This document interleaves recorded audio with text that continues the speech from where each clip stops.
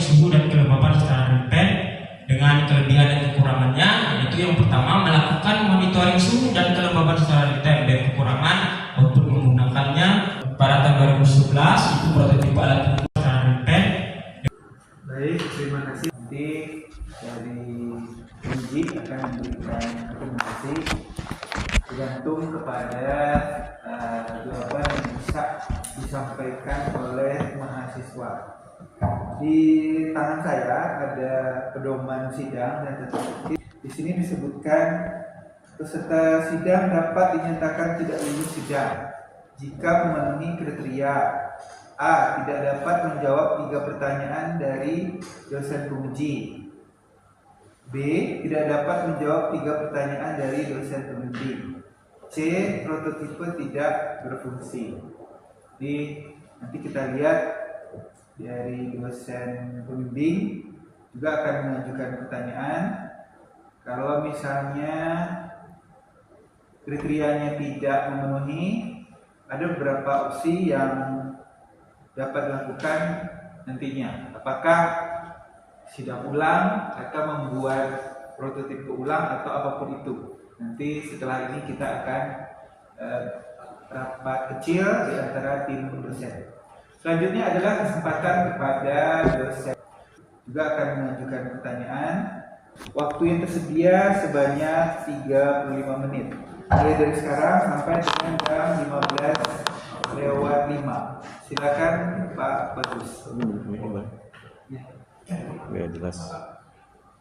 Suara saya udah mulai habis. Harusnya ada kopi. Baik, terima kasih. Saya ada tugas untuk menguji dari seluruh mata kuliah yang telah diberikan ya. Ini penting ya, di teman-teman saya akan coba sistematis, terutama dari fisika rekayasa. Jangan sampai mahasiswa itu punya ide, kita nggak paham gitu, jangan sampai. Lebih kepada di fisika rekayasa itu yang paling penting adalah ada satu nomor ya, pertanyaannya seperti ini. Elemen pengukuran yang digunakan di prototipe tugas akhir. Kalau saya hubungkan dengan fisika rekayasa, sebenarnya parameter yang kamu ukur apa sih? Parameter yang saya ukur itu, saya mau ditunjukkan gambar tumnya coba.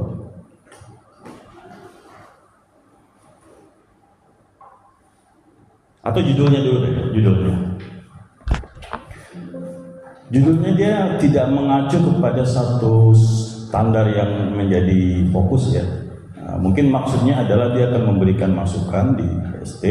Kita lihat dari fisika rekayasa, parameter yang mau diukur adalah, coba cek tumnya. Tumnya merupakan suatu, coba cek gambar tum seperti apa sih?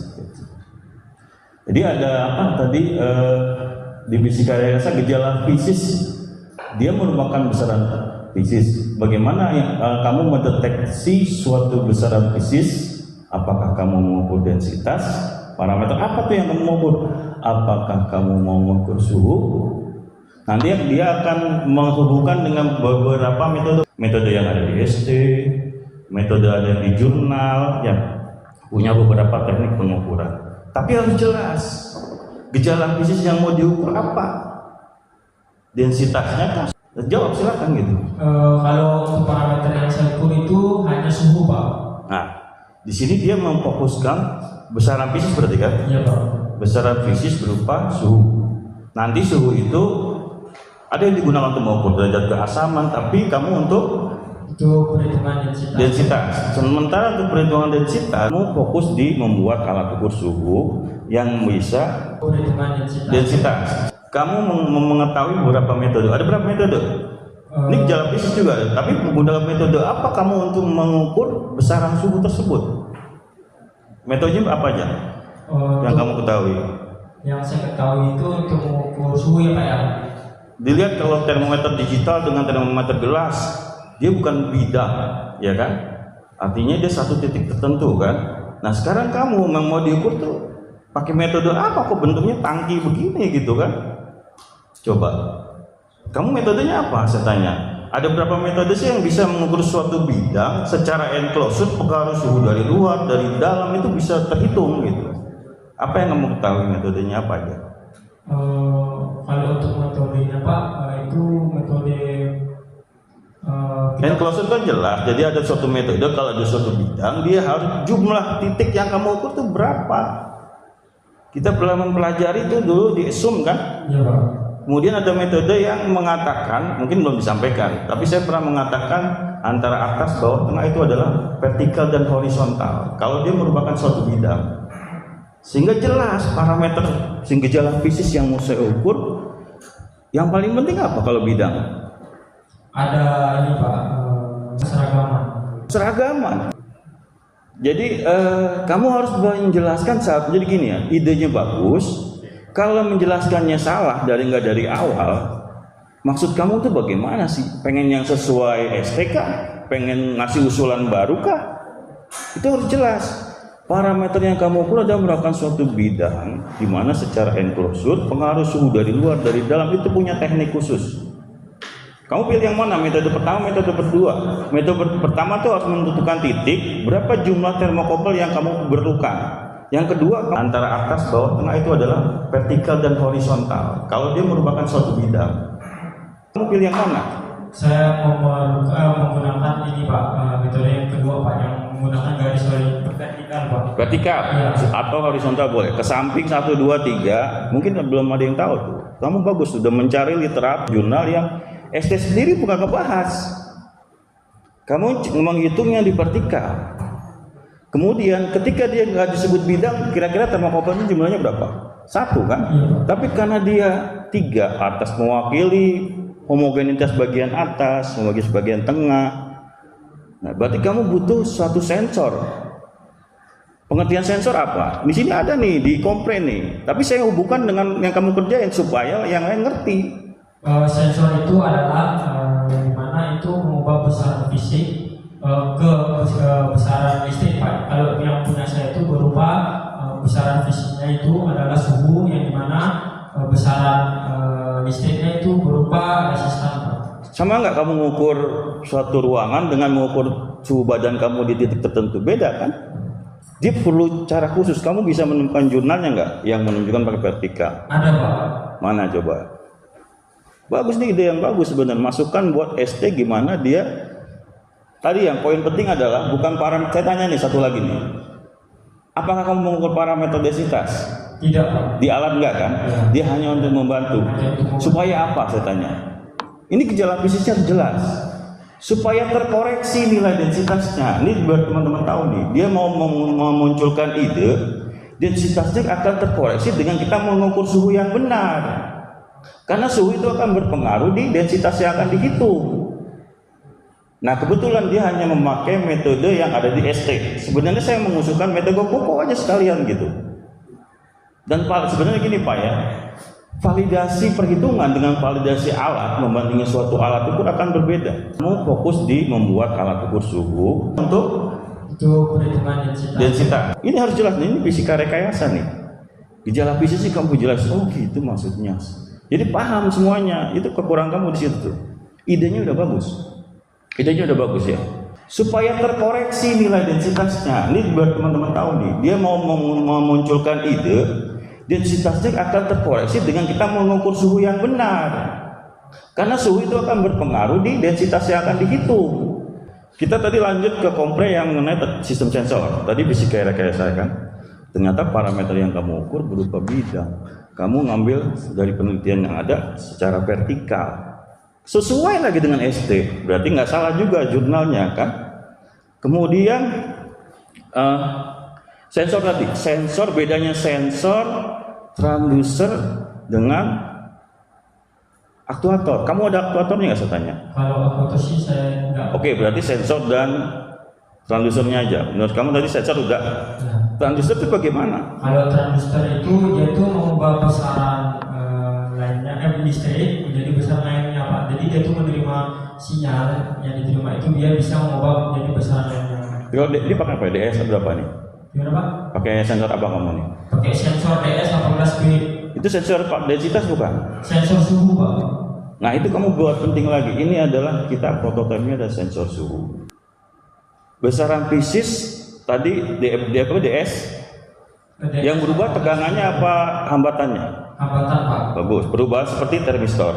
Kemudian dia komunikasi dengan mikrokontrolernya dia pakai prinsip ya, yaitu ada di prinsip transistor bipolar. Dulu tegangan sehingga digital bisa dibaca. Idenya bagus, sensor yang dipilih juga udah bagus, dapatkan. Nah sekarang saya mau ngorek nih tentang suhu, karena kan parameternya harus ditonjolkan yang di prototipe kamu nih. Nah kemudian di parameter suhu ini kan berarti yang terpenting dari suhu adalah tadi sifatnya enclosure ya. Enclosure di bidang harus homogenitasnya harus dilihat, seragamnya. Ada satu teknik. Nah, alat kamu bekerja mengukur suhu itu kalau yang di ST bagaimana prosesnya dia? Sama kan di titik atas turun. Nah, ini ada real time-nya udah mengganggu, udah berubah nih antara atas bawah. Kalau yang di ST kamu mengusulkan dengan perekaman data. Ini jeli sebenarnya bagus, idenya bagus. Kalau saya lihat idenya bagus. Ketika sudah real time terkoreksi suhunya udah nggak akurat lagi, itu yang kamu tonjol lagi harusnya.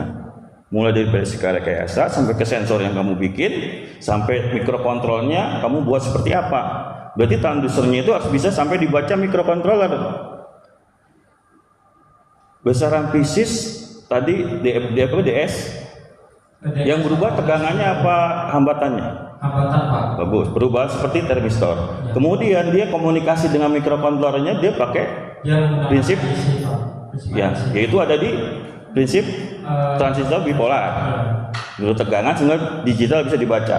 Idenya bagus, sensor yang dipilih juga udah bagus nih.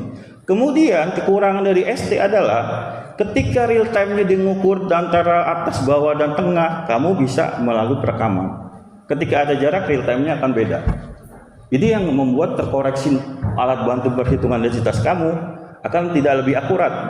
Saya lebih percaya alat kamu kalau kamu melakukannya dengan benar ya, sesuai dengan ST karena kamu memilih perhitungan suhunya menggunakan ST. Ya harus diikutin. Nanti bisa diskusi saya itu begini Pak. Jadi kenapa kamu mau mengambil rumus tersebut? Proses penurunnya sudah benar atau belum? Tapi kalau kamu disebut prototipe parameter yang diukur secara fisika rekayasa densitas salah. Itu hanya untuk membantu pengukuran di mana nanti densitasnya terkoreksi. Kan volume adalah M rho V. M dibagi volume sehingga tadi densitas densitasnya terkoreksi dengan alat kamu. Tinggal kamu mau validasi dengan perhitungan tabel silakan. Pakai metode Kuko punya alat saya densitas silakan gitu. Nah itu adalah satu cara validasi alat ukur dengan alat perusahaan. Jangan, saya nggak mau mengandalkan tabel ya. Kalau bisa kalau perlu hidrometer kamu bandingin dengan alat kamu. Jadi saya tanya, parameter akhir kan kamu bukan suhu kan? Di abstrak kamu suhu memang benar, prototipenya adalah suhu. Tapi di kesimpulan kenapa cuma densitas saja? Pada saat suhu berapanya itu harus dipertanggungjawabkan. Sensornya di sini kan ada karakteristik ya. Bagaimana karakteristik sensornya kamu menghitungnya? Tunjukin tadi. Akurasi bukan dari alat densitas, akurasi suhunya mana? Persen akurasi kamu menggunakan sensor yang kamu gunakan gitu. Ini bagian dari sistem sensor nih. Kamu menghitung juga kan? Artinya secara alat prototipe yang kamu buat akurat. Dibuktikan dengan nilainya kan, baik akurasi, presisi, tinggal terserah mau digunakan untuk mengukur pH, berapa derajat keaman pH pada saat T, suhu saya sudah terpercaya kok. Itu yang harus kamu tekankan tuh. Mau digunakan untuk densitas. Di termometer saya lebih ketimbang termometer yang dipakai misalkan disarankan ABCD di ST, tapi dia nggak memperhatikan bidang. Bidang itu yang diperhatikan apa? Real time. Ketika turun berubah suhunya, kamu buat sistem perekaman. Itu udah bagus. Lanjut ya, ini udah masuk ke berapa mata kuliah nih? Saya masih ada waktu kah? Oh masih ada 15-20 menit ya. Benar ya? Oke. Kemudian nih, saya bisa buktikan kalau parameter kamu bukannya densitas. Coba suruh mengukur, pakai rumus tadi ya. Mengukur bensin bisa nggak? Nggak bisa, rumus itu ngikutin berarti sebenarnya sudah tinggal kamu memastikan kembali. Kalau menurut saya ya, kalau kamu bisa menjelaskan, kamu tuh lebih ke bagaimana menyampaikan secara ST begini loh Pak, cara ngitung suhunya. langkah-langkahnya akan beda dengan metode Kuko. Beda metode Kuko saya buat nih ya, saya bandingkan dengan hidrometer yang asli ya kan, nilai T-nya itu saya pakai yang nggak akurat. Kalau saya tahu kamu bikin ini, saya pinjam alat kamu, bagus karena dia berupa bidang. Secara enclosure pengaruh suhu yang ada di luar itu bisa terhitung dengan baik. Memang ada yang lebih bagus sih, seharusnya kamu gunakan jumlah termokouple yang sesuai titik itu. Tapi bisa diminimalisir dengan kamu dengan cara teknik perekaman tadi, suhu tadi. Yang belum mana? Yang belum saya tanyakan adalah coba kamu jelaskan bagaimana sih teknik ini ya, perbengkelan ya. Kalau instrumen itu saya udah kejawab semua sih sama kamu sih, dari sensor parameter apa yang dideteksi ya kan, kemudian sampai ke bagaimana aku komunikasi datanya kan, dari dia mendeteksi sensor sampai komunikasi data microcontroller baca, kamu buat perekaman data. Secara instrumentasi udah bagus. Meteorologi sebenarnya kita kan mengukur itu gini ya, kamu sudah bisa merancang alat dan hidup, jadi meteorologi selesai tuh. Ngukur nggak? Saya suhunya ngukur nggak? Densitasnya kan perhitungan, kamu yang bikin kan suhu. Selesai sebenarnya kalau secara instrumentasi dan meteorologi. Tapi kalau ilmu perbengkelan nih, di sini ada pertanyaan. Bagaimana sih kamu langkah-langkah melaksanakan proyek mulai dari perencanaan sampai hasil akhir yang siap digunakan? Gimana sih sebenarnya sih? Dari kamu punya tujuan